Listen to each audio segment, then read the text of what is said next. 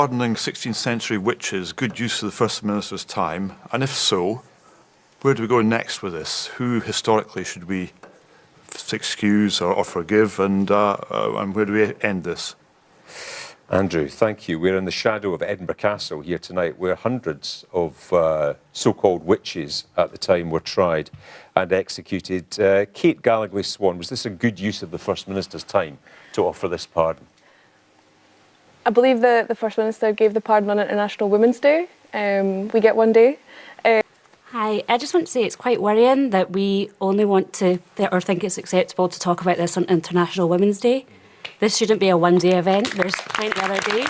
And the fact that we're actually saying it should, to only be spoken about on this day says a lot about where we are as a society, that we have to put it onto one day. And about history, as other people have said in the audience, it's important to know where we've come from and what we went through, and to also teach our future generations about it as well. We're going to get progressive change by going through history and seeing what we've done wrong. Because that history of misogyny is intrinsic to the misogyny that we continue to experience today. So knowing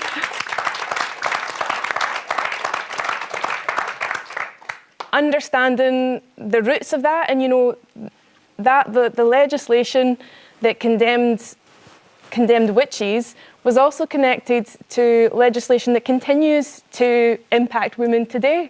So I think that it's a positive thing.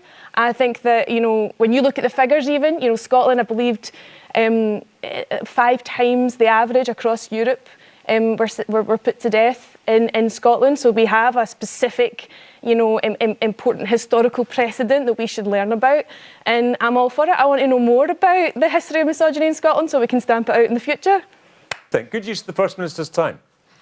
I wouldn't know if I'd call it a good use of time, specifically in that example, but I believe that any example of apologising for historical wrong is important. I myself am a history student starting in September, and when we reference this back to, even 2 years ago, the summer of Black Lives Matter, once again, apologising for historic wrong, it sends a message about where we stand as a society now, how we're moving forward, how we're being progressive.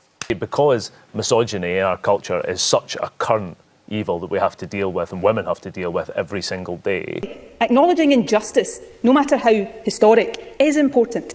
This Parliament has issued, rightly so, formal apologies and pardons for the more recent historic injustices suffered by gay men and by minors. We're currently considering a request for a formal apology to women whose children were forcibly adopted. Reckoning with historic injustice is a vital part of building a better country. So too is recognising and writing into history what has been for too long erased, the experiences and the achievements of women. And thirdly, fundamentally, while here in Scotland the Witchcraft Act may have been consigned to history a long time ago, the deep misogyny that motivated it has not.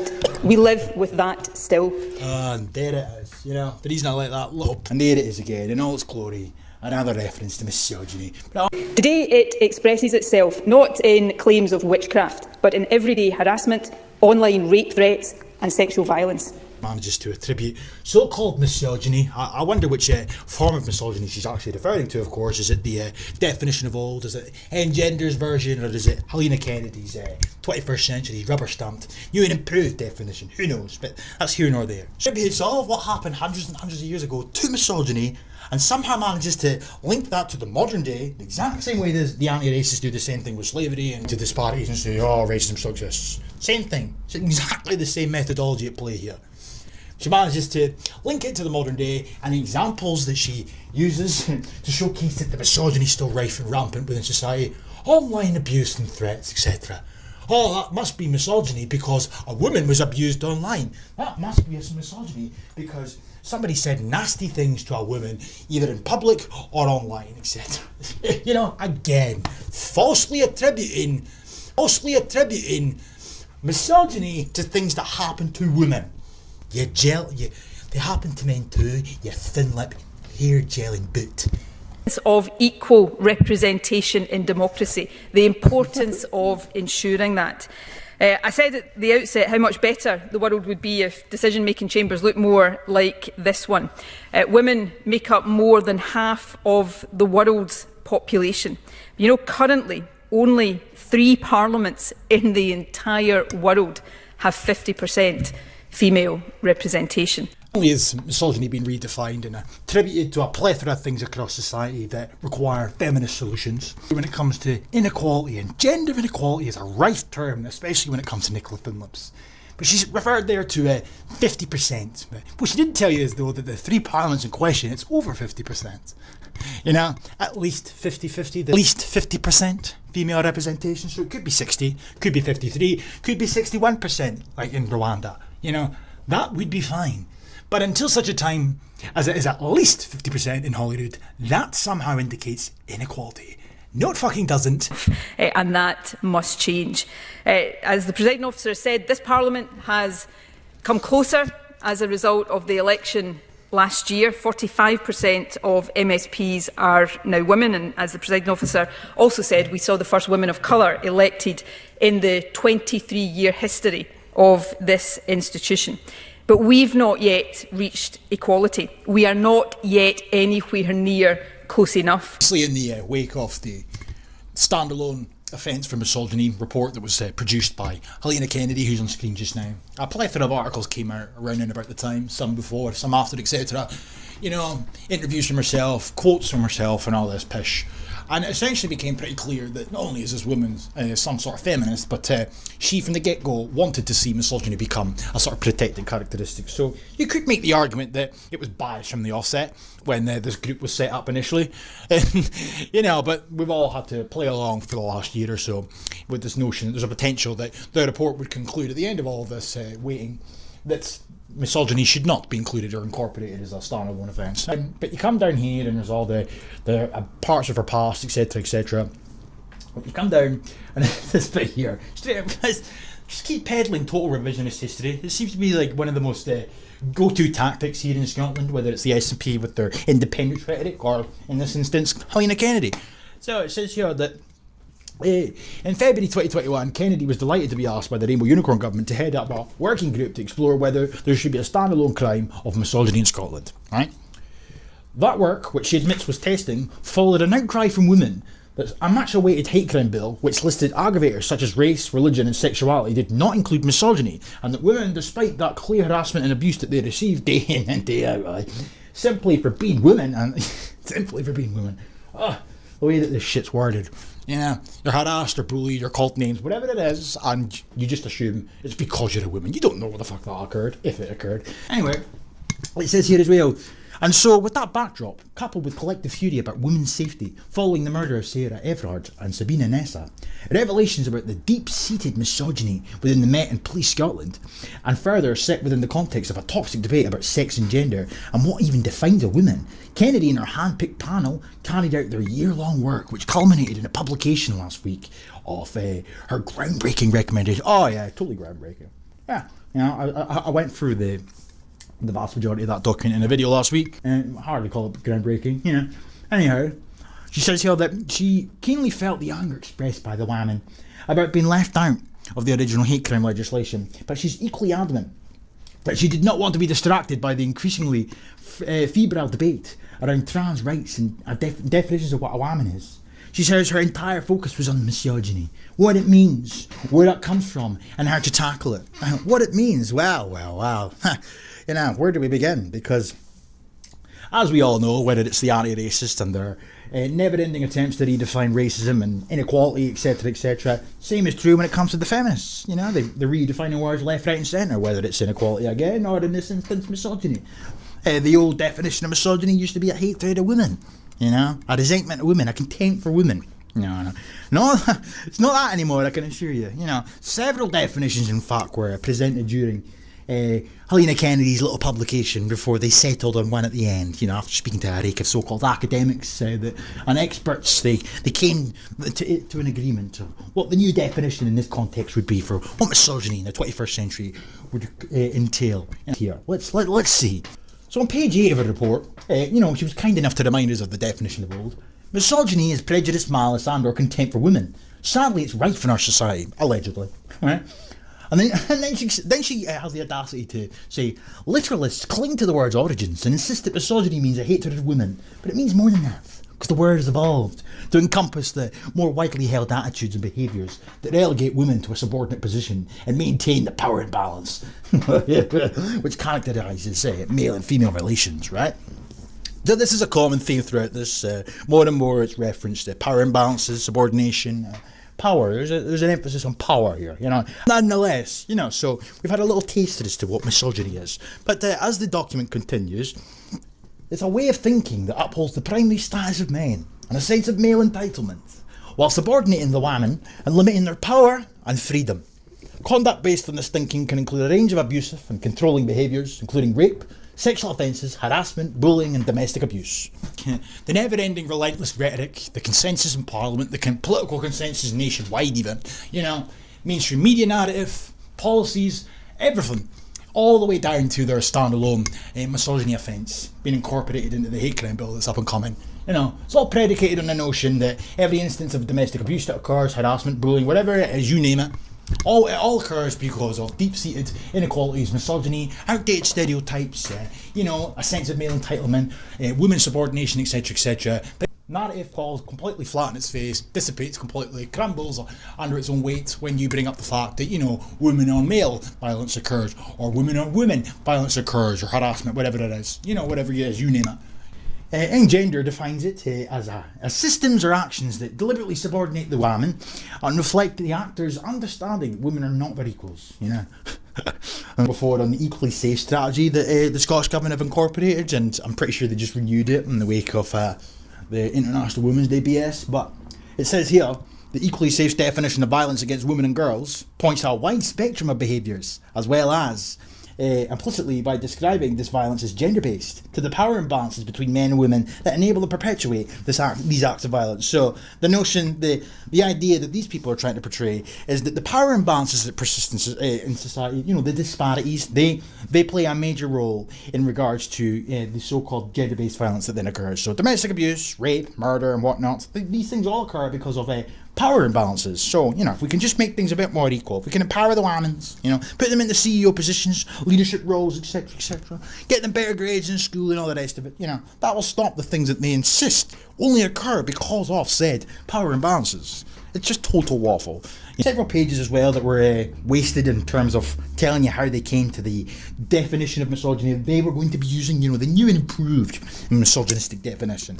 And that is as follows. Misogyny is a way of thinking that upholds the primary status of the men and sense of male entitlement while subordinating women and limiting their power and freedom. Conduct based on this thinking can include a range of abusive and controlling behaviours, including rape, sexual offences, harassment, bullying and domestic abuse. What's occurring here is they're attributing, you know, controlling behaviour, domestic abuse, rape, sexual offences, harassment, bullying, etc. to a sense of male empowerment, entitlement, treating women as subordinate, limiting their power and freedom, aka power imbalances. They're attributing these things to that. I'll repeat the question: if a woman does this to a man, if a woman does this to another woman, is that still going to be attributed to a way of thinking that upholds the primary status of men? Is it still going to be attributed to a sense of male entitlement? Is it still going to be attributed to outdated stereotypes, etc., etc., or no? If it's not misogyny, would it be misandry then? Or when a woman does it to another woman, what would it be then? What would we attribute it to? You can't attribute it to anything. The narrative wouldn't make sense. That all these bad things that occur to women on a daily basis, the rampant misogyny, etc., etc., it can all be stopped if we just equal the playing field and we make sure that these limitations regarding power and freedom that the women face on a daily basis, these power imbalances, imagine my shock. How very fucking convenient, you know. Women feel little has changed. Speaking at a vigil held outside the Scottish Parliament to mark the anniversary of her death, Thea Hu, a young med student and co-founder of Racism Unmasked Edinburgh, summed up what it felt like. We have lost our trust of the people, the organisations and structures that are the very ones which are meant to protect and support us, she said. Okay. Throughout this year, I have seen very few changes. I don't feel any safer now than I did last year, or the year before that, or the year before that, right? This is indicative of the lack of action to protect the safety of women and other minority groups on our streets, you know. Who the fuck knows what this person is referring to in this context when they're on about the day-to-day inequalities that are rife and rampant within the lives of every woman and minority group within society in Scotland. No idea what the fuck they're talking about. We got a poll showing in February of 2021 that a majority of people had confidence in the police to deal with crime, and only 39% did not. But you fast forward 12 months and only 43% of people have confidence in the police, with 47% saying they had little or no confidence. And it says here, the damage caused by accusants was recognised by the then Met Chief, Cressida Dickhead, on the day he was sentenced. She said his actions were a gross betrayal of everything policing stands for. Police officers are here to protect people, to be trustworthy, courageous and compassionate. His every action is the exact opposite of that. Right? Scotland has not been immune. YouGov polling revealed declining trust in the police force here too. This wasn't helped, by recent headlines about officers being investigated for sexual misconduct and evidence of a sexist culture found by an employment tribunal. So, in response to this, the Rainbow Unicorn Police Department has commissioned an independent review into internal culture, while it also plans to overhaul its strategy for dealing with violence against women more broadly, right? And there's another term that's been redefined, violence against women. You would assume that's battering a woman, or rape, murder, etc. No. It's the power imbalances, it's the everyday misogyny, it's the outdated stereotypes, it's the harassment, etc, etc. You name it, it's there. And it's all encompassed under the one term of violence against women. It's very clever, very misleading, but done by design, of course. These feminists know what they're doing. A report by Deputy Chief Constable Malcolm Graham said that work has commenced on the development of a bespoke Police Scotland strategy to tackle violence against women and girls, to ensure women and girls are respected and live free from all forms of violence, abuse, exploitation and harassment. Okay, good one, Graham, Malcolm Paul. This strategy will recognise the impact of a broader societal issue, or broader societal issues, I should say, the need for additional and cultural change, and seek to inspire and influence change through education. Of course, I knew it was coming. Intervention, prevention, and a robust pursuit of perpetrators. Oh yeah. So we need to update our educational system. We need to improve it for the betterment of society. The broader societal issues. What's that? Oh, the power imbalances, the deep-seated inequality, the outdated stereotypes, etc., that's been falsely attributed to everything that goes wrong for women. Graham also highlighted the success of the That Guy campaign, a social media video launched in October, which was almost, if not just as cringy as the Dear Haters or Dear Bigots hate crime campaign advert that was published a few years back. You know, so that advert they're talking about here, the That Guy campaign, was just a bunch of guys bringing up stereotypical things that feminists claim men do on a daily basis. And then we were told at the end to don't be that guy, you know, as if we were that guy to begin with. Browbeating people aren't browbeating your everyday guy who does not operate in that manner to begin with. So, yeah, okay. It received millions of views and was roundly praised for acknowledging that sexual violence starts long before you think it does. Oh, yeah, okay. You know, sure the rapists are waiting, the potential rapists are waiting, the misogynists, the genuine misogynists and whatnot, they're all sitting there and questioning their mindset after watching the That Guy campaign. The last year has also seen increased awareness of violence against the women. A survey by Rosa, a women's charity, found 89% of organisations working in this area believed there had been a noticeable change over the last year, with the outcry over Rafe Rovers signing of footballer David Goodwill. He was found by a judge in a civil case in 2017 to have raped a woman, demonstrating this. But pockets of good news are small when compared with the size of the problem. Okay? In the first half of 2022, Police Scotland recorded 7,519 sexual crimes. 2020 to 2021, there was 65,000 domestic abuse incidents. In 4 out of 5 cases, the victim was female. That what these feminists are essentially doing after the fact is then saying that occurs because of the aforementioned power imbalances, the outdated stereotypes, etc., that permeate across society. The misogyny is everywhere. But again, that narrative falls apart when you take into consideration woman on male or woman on women. Falls flat on its face. But anyway, there was also 2,298 cases of rape or attempted rape, and 1,000 plus stalking charges, and 10 women were killed.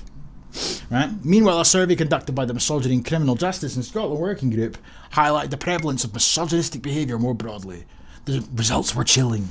63.5% of respondents have experienced misogyny in the street. Okay, fantastic start here. You know, these chilling results, very misleading to just assume it's misogyny. You know, oh, what do I know? They're redefining it willy-nilly at this point. But it says here that 59.9% had experienced the same misogyny online or a form of it, right? So not only is it anecdotal at best, you also have to take into consideration that the likelihood is that there'll be a lot of feminists that would have taken part in this poll, and feminists see misogyny everywhere, so it stands to the reason that they're obviously going to say that they have suffered it in some capacity. But that said, even if we take what the respondents in question have claimed they experienced at face value, and we go along with the idea that it's 100% truthful, there's no lies incorporated within this at all whatsoever, the fact still remains the same, that they are falsely, or they're taking an uneducated guess even, attributing the things that have occurred to them to misogyny. You know? Name calling, well, that's misogyny. You know? Derogatory comments, that's misogyny. It's like, what? You don't know the reasoning behind it, if it even occurred to begin with. And especially when it comes to the online experience. You know? So again, when a man calls another man something on the internet, that can't be down to misogyny, so what's that then? Is that just a guy being a dickhead? But when he does it to a woman, it's by default misogyny. Why? Because it's a woman. Fucking do one, like, it's total fucking nonsense. But chaired by Helena Kennedy, was tasked by the government to consider how the Scottish criminal justice system deals with misogyny. Last week, it recommended the creation of a Misogyny and Criminal Justice Scotland Act, with legislation saying that the group misogyny a statutory aggravator, meaning crimes motivated by hatred of women be treated more seriously, akin to other hate crime legislation, as well as establish 3 new offences, right?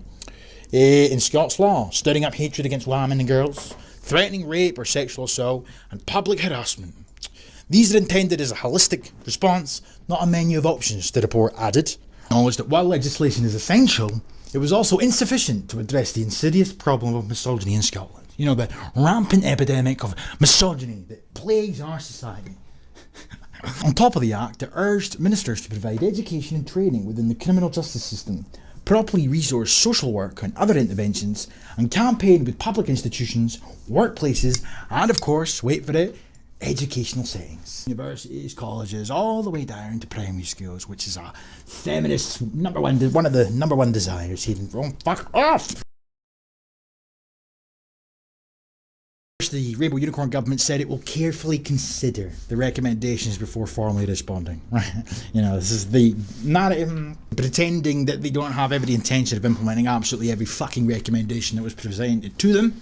You know, it's a common theme. They do to hand the list of panels that Nicola Thinlips has set up in her tenure in power. But the one that springs to mind instantaneously is obviously the Council of Women and Girls. And we get our intelligence insulted, or they attempt to insult our intelligence, by pretending to us all that they're totally independent of government. But it just so happens that every single recommendation that then ends up being produced by these panels, etc., that are created by Nicola Thinlips, but totally independent of government, she accepts them all in fucking full. So why would this be in any shape or form different? It's not going to be different. But again, they have to pretend that they're independent of government.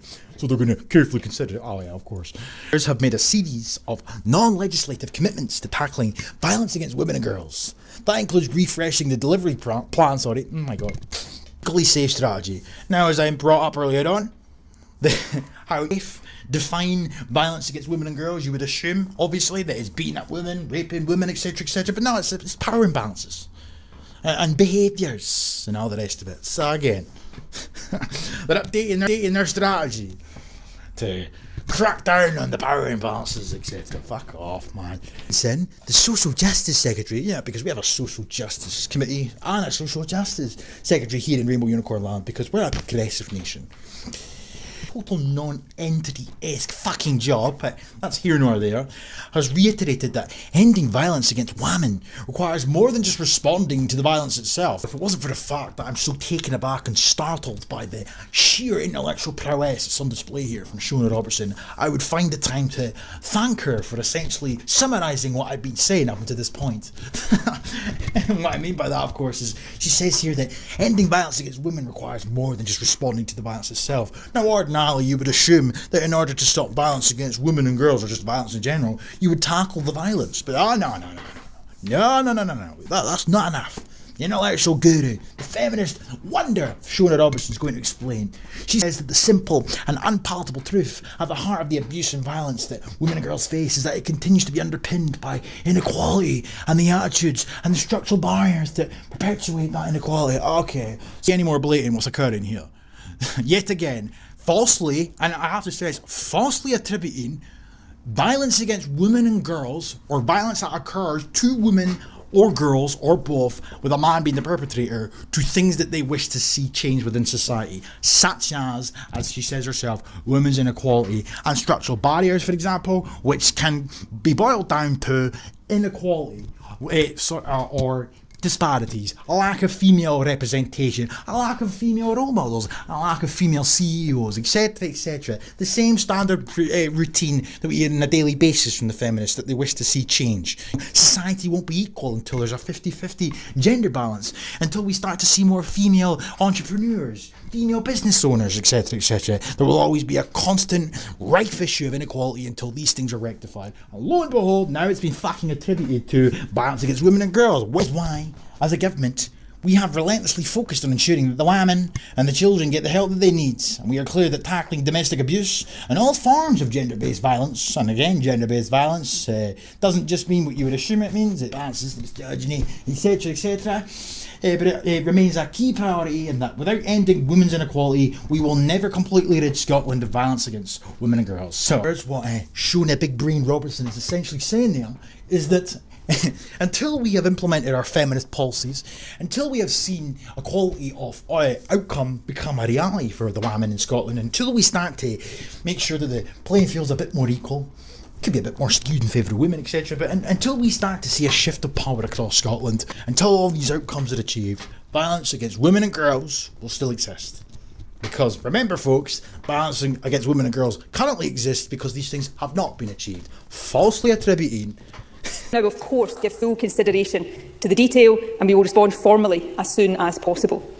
However, this report, in my view, matters beyond the detail of the specific recommendations it makes.